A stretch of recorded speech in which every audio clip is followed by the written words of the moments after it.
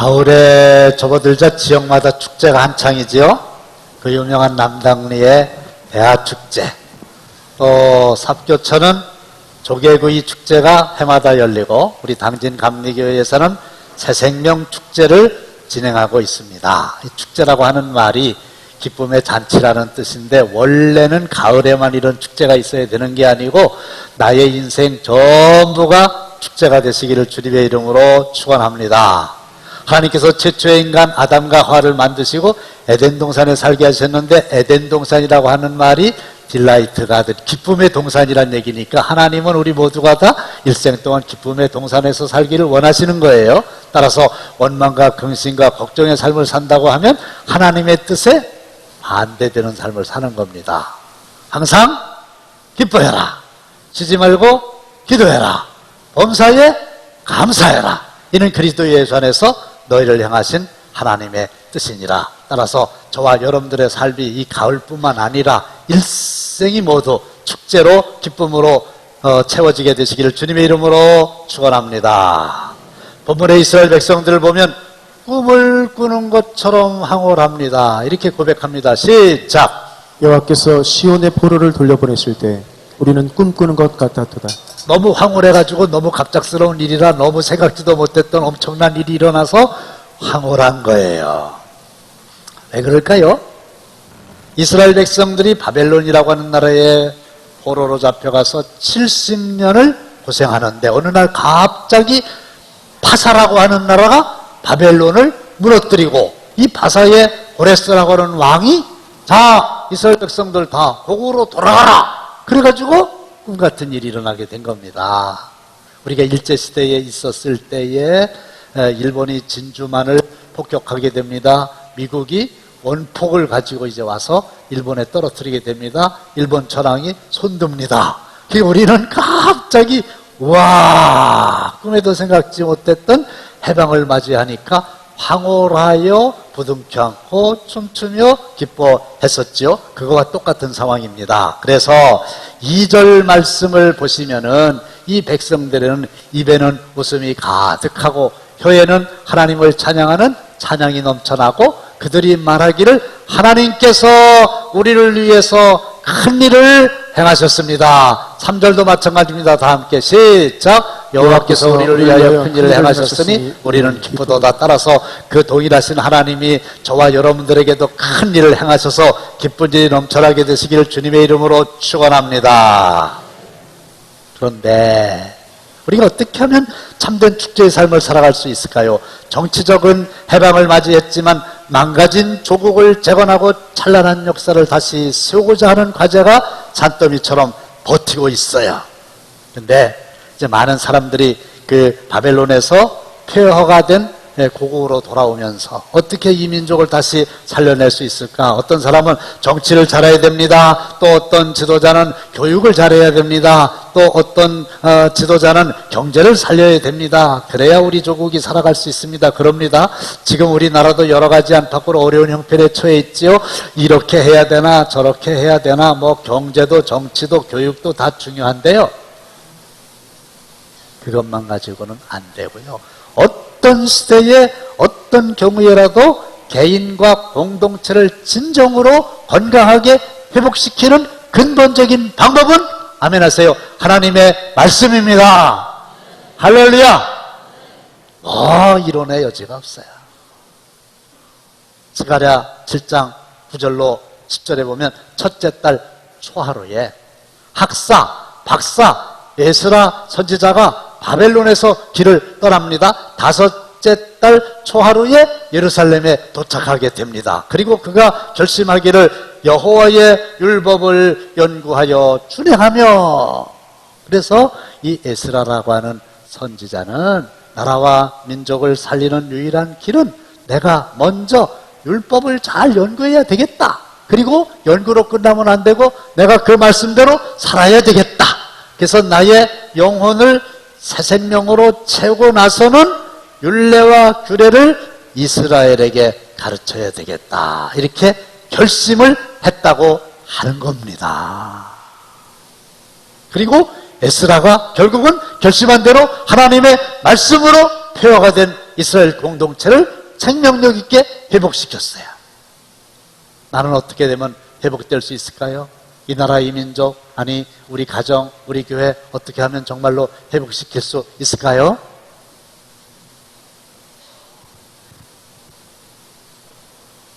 절대로 죄의 문제를 근본적으로 해결하지 않고는 회복의 역사는 일어날 수 없어요. 이 죄는 인간을 송두리째 망가뜨리는 어마어마한 파괴력을 가지고 있는 겁니다. 그래서 하나님께서도 그 에덴 동산에 너희들 마음대로 먹고 싶은 대로 먹어, 이런 나무가 있었어요. 그 나무의 열매 이대로 먹어. 그래도 우리도 이 세상에 살면서 우리 마음대로 할 일이 많아요. 대부분은 우리 마음대로 합니다. 검은 옷을 입고 올까, 하얀 옷을 입고 올까, 넥타이는 어떤 색깔로 할까, 우리 마음이죠. 하나님께서는 우리를 로봇으로 만들지 않고 자유의지를 주셨으니까 마음대로 할 수 있어요. 그런데 이 세상에 있는 모든 일을 다 내 마음대로 하는 건 아니고요. 하나님의 제한이 있습니다. 그건 뭡니까? 선악을 알게 하는 나무의 열매는 먹지 말아라. 먹는 날에는 어떻게 된다고요? 반드시 틀림없이 확실하게 퍼펙트하게 죽는다. 아이고 하나님 왜 선악을 알게 하는 나무의 열매를 만들어 놓으셔가지고. 그러나 아닙니다. 오늘도 우리가 이 세상을 살아가는데 선악을 알게 하는 나무의 열매가 있는 거예요. 하나님이 먹지 말라고 명령하신 게 있는 거예요. 그게 뭔지 아세요? 내가 하지 말라고 한 거 하지 마. 그거는 선악과를 따먹는 일이야. 그거는 죄를 짓는 일이야. 죄를 짓게 되면 내가 아예 망가지고 말아. 간음하지 말아라. 도둑질하지 말아라. 살인하지 말아라. 그 이외에 하나님이 하지 말라는 거 많잖아요. 하라고 한 건 마음대로 하는데 하지 말라고 한 거 절대로 하면 안 됩니다. 자, 얻어 터졌어요. 코피가 납니다. 가다가 넘어졌어요. 다리를 다쳤거나 부러졌습니다. 그래도 사람이 망가지진 않아요. 피 닦으면 되고요. 수술하면 됩니다. 그런데 사지가 멀쩡한 사람이라 할지라도 일단 그가 죄를 짓게 되면 하나님이 절대로 너 그거 하면 죽는다 그랬는데 어기고 범죄하게 되면 그 사람은 송두리째 한순간에 망가집니다. 그걸 하나님이 잘 아시기 때문에 죄를 짓지 말라고 그러는 거예요. 어떤 사람이 자동차를 너무너무 애지중지합니다. 사랑합니다. 아낍니다. 그런데 어떤 사람이 와가지고 내 자동차를 망치로 부셨다. 얼마나 마음이 아프겠어요? 하나님은 하늘과 땅을 만드셨죠. 그 가운데 우리를 두셨죠. 그런데 가장 사랑하시는 건 저와 여러분인 줄로 믿으시기를 바랍니다. 그러니까 자동차를 사랑하는 사람이 망치로 누가 때려서 부셔질 때 마음 아픈 것보다 하나님이 그토록 사랑하시는 저와 여러분들이 죄로 말미암아 망가지는 걸 너무 가슴 아파하시기 때문에 독생자 예수님을 보내셔서 우리를 죄에서 구원하시려고 사랑을 확증하신 거 아닙니까? 근데 죄의 문제를 해결할 수 있는 방법이 뭡니까? 정치가 합니까? 경제가 합니까? 교육이 합니까? 훈련이 합니까? 문화가 합니까? 절대로 못합니다. 오직 근본적인 죄의 문제를 해결하는 것은 오늘도 어제도 그리고 내일도 변함없이 생명의 말씀인 하나님의 말씀입니다. 할렐루야. 죄를 짓게 되면요 두려움이 옵니다. 경찰이 무서운가요? 무섭지 않은가요? 경찰이 왜 무섭습니까? 요즘에 경찰들 수고 많이 하고 요즘에 경찰들 너무너무 친절하고 좋은 일 많이 합니다. 우리 경찰서장님이 제 중학교 후배라 그랬잖아요. 너무너무 훌륭하고 좋은 사람이고 따뜻한 사람이세요. 근데 내가 죄를 졌다. 그러면요 똑같은 경찰인데 경찰서에서 전화 왔다. 이거 벌벌 떱니다. 왜 그럴까요? 죄를 졌기 때문에 그렇습니다. 현직 법무부 장관의 아내다. 그러면 검찰이 그 사모님을 두려워해야 될 판이지 않습니까? 죄가 있는지 없는지는 밝혀지겠지만 만약에 죄가 없다면 두려워할 이유가 하나도 없죠. 근데 만일에 제가 연루된 걸 자신이 안다고 하면 이거는 뭐 신분이 뭐가 됐든지 간에 벌벌 떨 수밖에 없고 그 자체가 얼마나 큰 형벌입니까? 이만큼 제가 무섭다는 겁니다. 여러분들, 하나님의 말씀으로 내가 죄의 문제를 해결하시고 이 하나님의 말씀으로 죄에 종되어 있는 묶여있는 불신자들을 구원하는 은혜가 이번 기회에 임하게 되시기를 다시 한번 주님의 이름으로 축원합니다. 교회에서 하라 그러니까 하는 정도가 아니라 정말로 죄의 문제를 하나님의 말씀으로 근본적으로 해결하지 못하면 지옥불에 던져져 가지고 영원히 멸망할 수밖에 없는 영혼을 하나님의 마음처럼 살아가는 마음을 가지고 내가 구원하여야 되리라. 이게 불같이 일어나야만 되는 거지요. 그런데 소위 전도한다는 일이 그렇게 쉬운 거냐? 그렇지만은 않습니다. 그래서 본문 5절을 보면 눈물을 흘리며 씨를 뿌린다. 씨를 뿌린다는 얘기가 하나님의 말씀을 전한다는 뜻인데 이게 눈물을 흘리며 뿌리는 거다 그거야. 부담이 된다는 거죠. 설교하는 저도 여러분들 부담 느끼는 거 알고 저도 부담됩니다. 저도 안 하면 되겠습니까? 지금 세 사람을 놓고요. 이게 내 능력에 밖에 있어요. 전화도 안 받을 때도 있고 문자 보내도 답도 안 오고 계속 또 찾아가야 되고 또 찾아가야 되고 아주 애가 탈 정도로 이렇게 이제 기도를 이제 많이 하고 있습니다. 쉽지 않습니다. 뿐만 아니라 그 사람을 정해놨으니까 기도하고 시간 내서 그 사람 찾아가야 되고 또 커피라도 한 잔 사주려면 돈도 들어가고 그렇습니다. 그리고 여러분들 전도 대상자들 있죠? 아주 친한 사람이죠? 가까운 사람이죠? 이 사람도 다 생각이 있어요. 그래가지고 어떤 일이 일어났느냐 하면은 친구야 자주 찾아와줘서 너무 고마워. 너하고 나는 보약 같은 친구가 아닌가. 자네가 원하는 거 내가 다 들어줄게. 그럼 우리는 속으로 할렐루야 교회 간다는 얘기구나. 속지 마십시오. 그 다음에 하는 얘기야 단 교회 가자 소리만 빼고 알았지? 이러니까 우리가 이제 또 낙심하게 되고 실망하게 되고 그렇지 않습니까? 예수님의 그 씨 뿌리는 비유를 봐도 씨를 이렇게 뿌렸다. 그러면 새가 와서 물어간다. 이게 뭐예요? 사탄이 그 말씀을 빼앗아 간다. 또 돌밭이 있다. 또 가시떨기가 있다. 그래서 욕심도 있고 염려도 있고 또 핍박이 오면은 또 포기도 하고 이래서 결국은 열매 맺는 일이 쉽지 않다. 그래서 찬송가 496장에 보면 비가 오는 것과 바람 부는 거 힘들지만은 그런 거 겁내지 말고 뿌리자. 할렐루야. 그래야 돼요.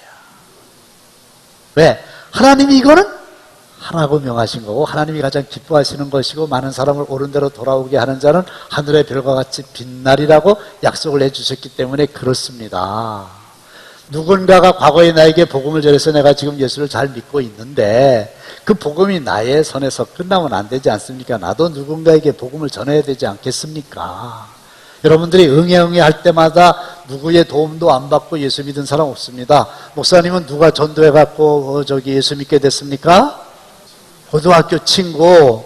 그럼 그러니까 고등학교 친구가 없었으면 큰일 날 뻔했잖아요. 그 고등학교 친구가 복음을 전한 거예요. 그게 목사님 마음밭에 떨어진 거예요. 그리고 지금 목사님이 되신 거예요. 그렇잖아요. 그걸 그거 안 했더라고 하면 어떻게 될 뻔했습니까? 그 목사님은 자기에게 온 그 복음을 또 다른 사람에게 전하기 위해서 하나님으로부터 택함받고 훈련받아서 기름 부어 목사님이 되신 거잖아요. 여러분들도 다 마찬가지예요. 난 전도 한 번도 못했다. 이런 분들은 거룩한 부담감이 없어서 그런 거예요. 아니야 힘드니까 안 하겠다. 그런 거예요. 근데 여러분들도 누군가 한 사람이 자 예수 믿자 교회 가자 그래서 얼른 기다렸던시 따라가신 분이 어디 있습니까? 여러 사람이 여러 방법으로 여러 차례 오랜 기간 동안 이렇게 나에게 씨를 뿌렸잖아요. 그러니까 축복의 소낙비가 쏟아지고 성령의 바람이 불고 하나님의 때가 딱 되니까 그때 일어나가지고 교회 와서 예수를 믿게 된 거 아닙니까? 저도 말씀드렸죠?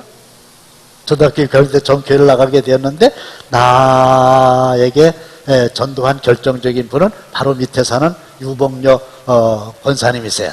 나이가 많으신 분이라고 그랬죠. 기도를 아주 길게 하시는 분이에요. 대표 기도를. 근데 그분이 한번 가자 그래서 내가 예? 그리고 갔냐? 아닙니다.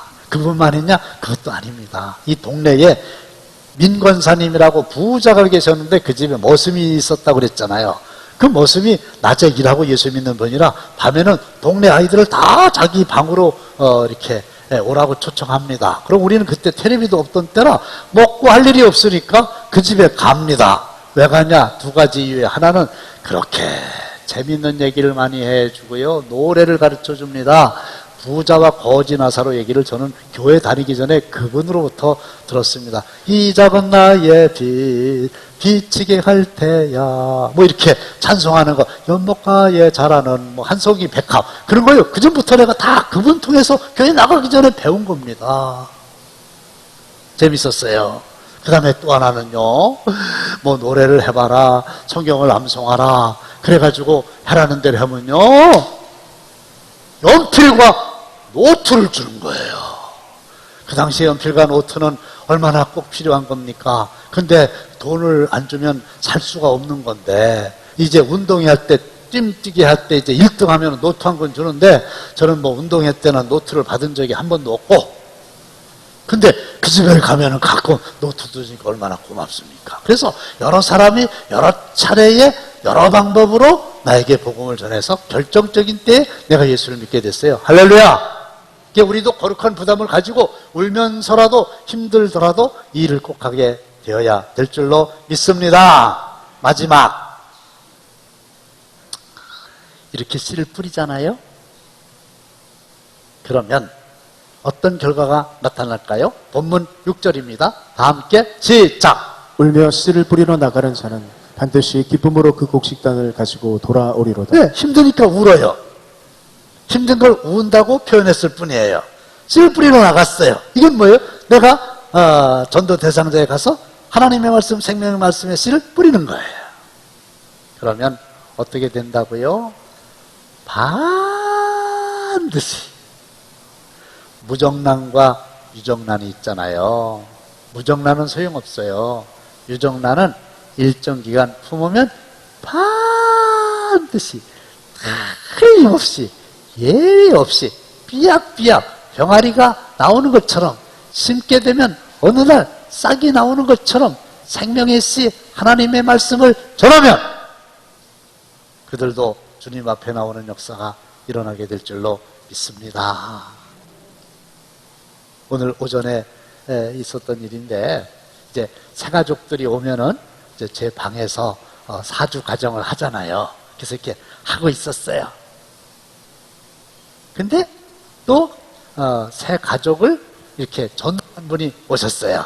그분이 이제 또 제 방에 왔어요. 그래서 목사님, 이번 제가 기도했더니 예수 믿기로 했습니다. 그래요. 그러더니 그 전도를 해오신 우리 교회 권사님이 새 가족 공부하는 사람 오더니 야! 이러는 거예요. 저는 아는 사이야. 근데 뭐라는지 알아요? 내가 지난번에 벌써 오래전에 교회 나가자고 그랬더니 그때는 안 나오더니 누구 이 얘기 듣고 누구 전도 받아서 온 거야? 그러면서 기뻐하는 거예요. 그러니까 제 아내가 옆에 있다가 누구 때문에 온 게 아니라 과거에 여러 사람들이 씨를 뿌린 게 열매를 맺게 된 거라고. 할렐루야. 그렇게 된 거예요. 그렇게 된 거예요. 나도 그렇게 해서 예수 믿게 되었고 또 내 전도 대상자들도 이제 그렇게 되는 겁니다. 자, 왜 이 영혼을 구원하는 일이 절대적으로 해야만 되는 일이냐? 스위스 태생의 정신과 의사 엘리자베스 휘블로스라고 하는 사람이 있어요. 근데 이분이 기사회생한 사람, 죽음의 직전까지 갔다가 되살아난 사람, 이 사람들 2,500명을 상대로 인터뷰를 했습니다. 근데 그 2,500명 중에는 예수를 믿는 사람도 있었겠지만 예수를 믿지 않는 사람들도 있지 않았겠습니까? 근데 그들의 대답에 공통점이 세 가지가 있었어요. 질문은 숨이 돌아올 때까지 어떤 체험을 했습니까? 이게 소위 임사체험이라는 거죠. 첫 번째가 뭔지 아세요? 인식과 육체가 분리되는 것을 알았다. 예수를 안 믿는 사람들이니까 육체라고 하는 것은 우리의 몸이고 인식이라고 하는 것은 영인 거예요. 영혼인 거예요. 그래서 그들이 하는 얘기가 이제 우리도 다 경험을 할 거거든요. 이게 뭐냐면 내가 죽었다고 사람들이 와서 막 우는 거를 안다는 거예요.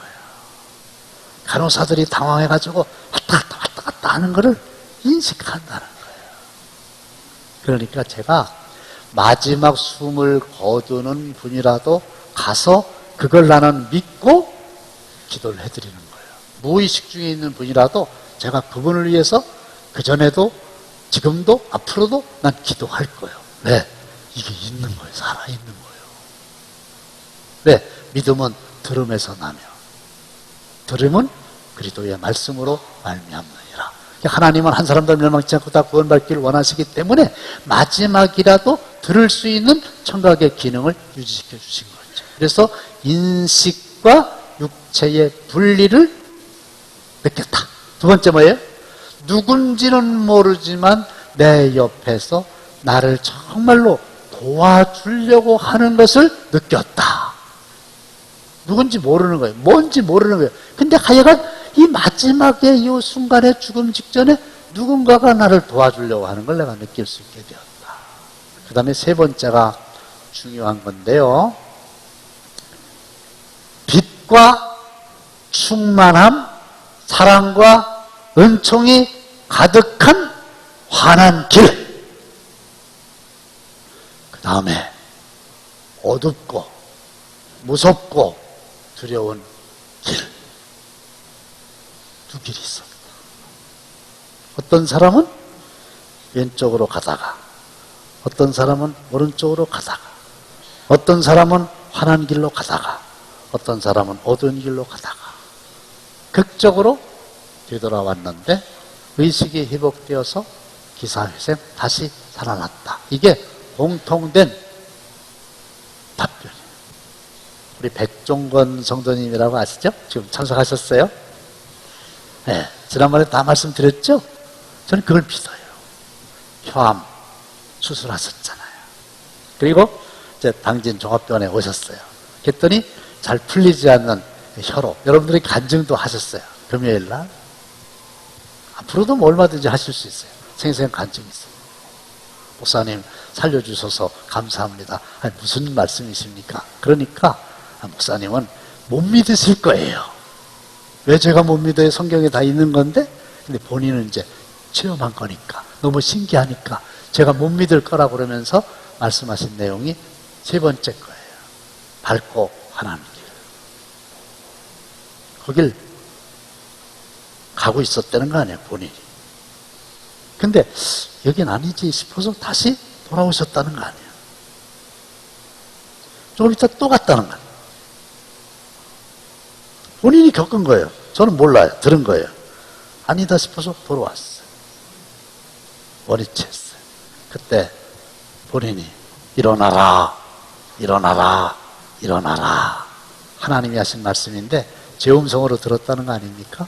그래서 눈을 딱 떠보니까 중환자실에서 죽었다가 다시 살아난 거 아니에요. 이건 뭘 얘기하는 겁니까? 사람이 한 번 태어났다가 죽는 것은 하나님의 정하신 이치고 그 다음에는 심판이 있는 거예요. 끝이 아닌 거예요. 영원한 세계가 있는 거예요. 하나님의 나라가 있고 지옥이 있는 거예요. 믿거나 말거나가 아니라 반드시 있어요. 성경에 지옥도 있고 성경에 천국도 있고요. 예수님께서 사역하실 때 일성이 뭔지 아세요?